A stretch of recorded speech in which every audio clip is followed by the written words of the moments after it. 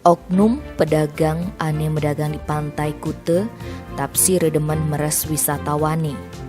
Pas nawahin mijetang, saget oknume ento ngideh imbalan ane sing pantes. Isone ento nganti viral di media sosial. Ketua Satgas Pantai Kute Wayan Sirne lantas munduhang mekejang pedagangi lakar bange pemahaman.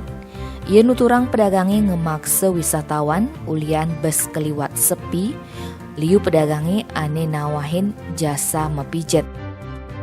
Ia subengideh apang pedagangi tetap medagang, sing nawahang jasa ane lenan, pangsing pesu lisona.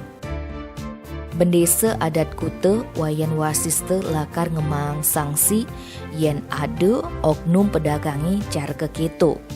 Ijene masih lakar cabut medagang di pantai. Ia masih nunden menempukin buen unduk cara keketo, wisatawannya tunine melapor ke Satgas Pantai. Wisatawannya tunine nolak langsung mentusingnyet nganggo jasa atau meli barang ulik pedagang.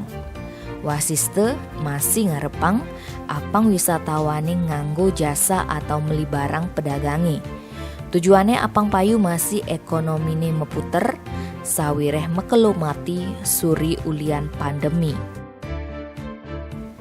Tim Bali Express ngelaporang.